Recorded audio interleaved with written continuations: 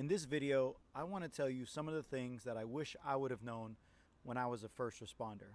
My name is John Kelly, and I'm a retired firefighter who for 7 years worked as a firefighter and fought professionally as a mixed martial artist. Yeah. He's got a position where if he can posture up, he might be able to get some punches down. But there goes a good right, and that could do it. He knocked him out! Wow. At 3 minutes and more.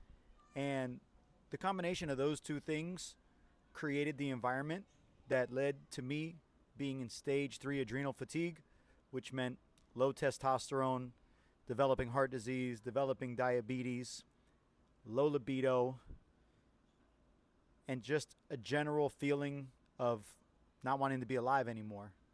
I would wake up every night at 3 a.m., couldn't fall back asleep. It got so bad that I was scared to go to bed at night because I felt like I was going to have dark thoughts. And my thoughts were homicidal, suicidal, and it got to the point to where I had to retire because I no longer had sick time. I couldn't imagine going to work anymore, and it was creating too much stress in my body. And that's when I learned what I'm about to tell you guys today, is that being a first responder is not like a normal job. It requires us to live a certain way outside of the job that we're never taught as first responders. And it's our responsibility to be healthy, but I feel like it's the department's responsibility to give us the tools and teach us. So since the department's not doing it, I figured I'd be the guy to do it.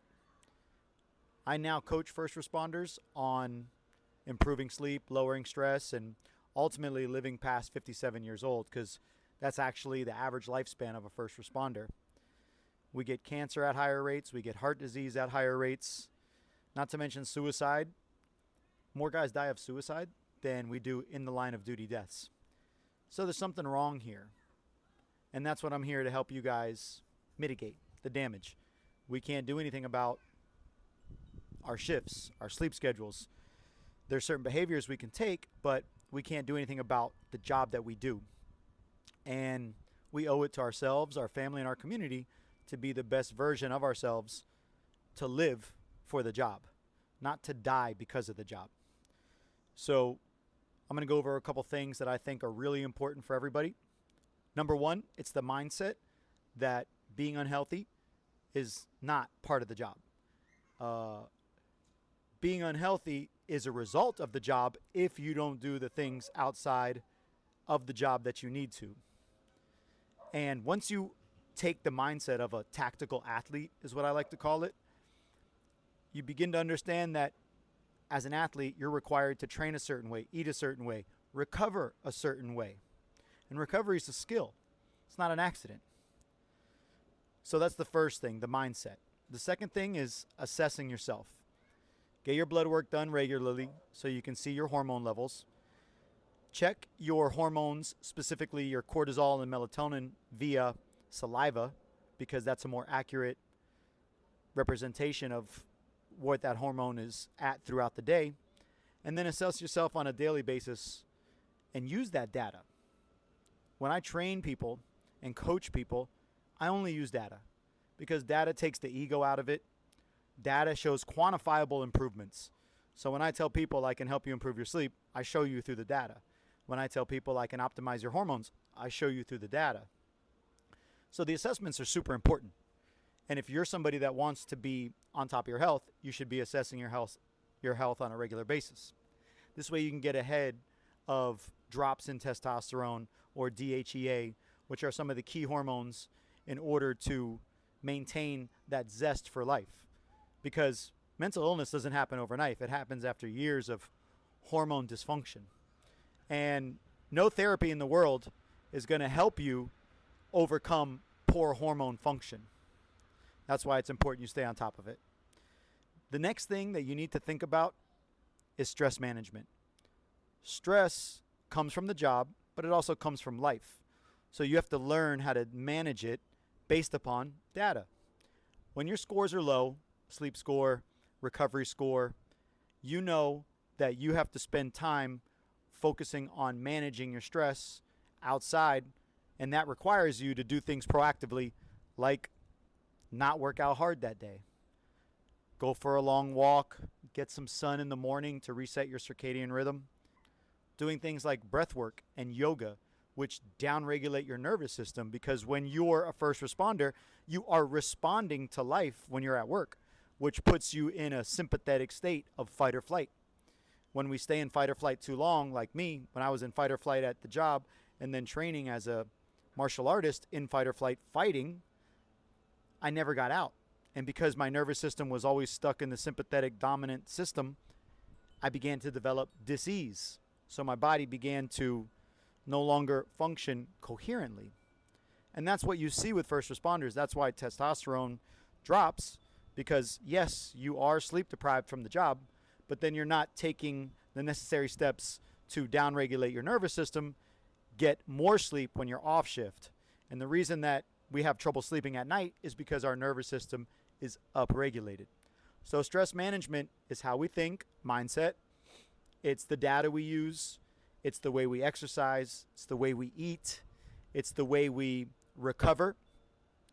So understanding that stress is the most important thing for you to understand will allow you to make better decisions. And that's what it's all about. Better decisions over time lead to better outcomes. But you can't make better decisions if you don't have the right information. Once you understand that managing your stress is important, then you can move on to optimizing your sleep when you're not on shift. And you do that in many different ways. That's a whole other video. But basically, a good night's sleep starts in the morning, getting sun, cutting caffeine by 12, which is also a form of stress management. Then having a nighttime routine where you wind down, doing breath work throughout the day to recover, puts you in a parasympathetic state, makes it easier for you to fall asleep. Setting your environment is very important. Very dark, very cold. I like to use white noise so that the little noises like the dogs or maybe a car outside or the train doesn't wake me up. And all those strategies together with certain supplements has allowed me to get better sleep over time. When I left the fire department, my sleep was broken and destroyed even when I was at home. And it wasn't getting better until I learned sleep hygiene, until I learned how to lower stress. Once I learned those things, I began to see a change in my sleep. And first, it had to be from my mindset. So go to the root, lower the stress, optimize the sleep, control the controllables. Next, you have nutrition. You're inflamed because of sleep deprivation, exposure to toxic chemicals, and dealing with traumatic events. This creates inflammation in the body, which also leads to disease. So how do you use your nutrition to support your body? You eliminate processed foods. Processed foods are anything with more than one ingredient.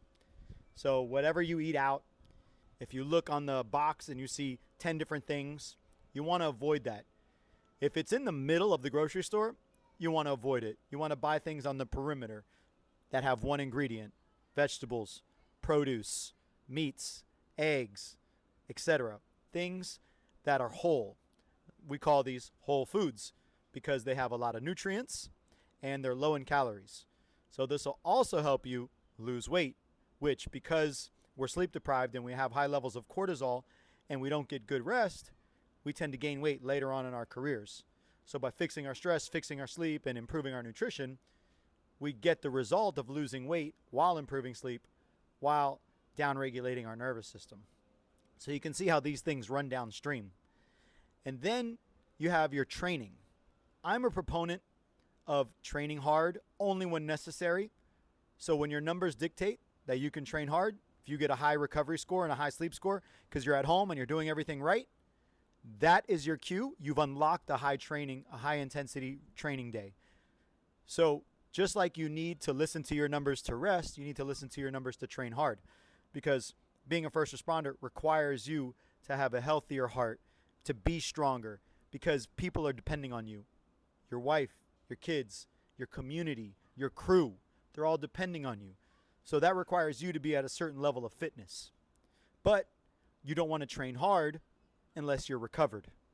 Because if you train hard while you're under recovered, you cause more damage. And I call this smart training because it's based on data. And then the key to all of this is integrating everything together little by little. You're not going to be able to make these changes overnight. It took me years to make these changes, but with a coach like me, a YouTube channel like this, you can begin to implement these strategies little by little, and then over time see great results.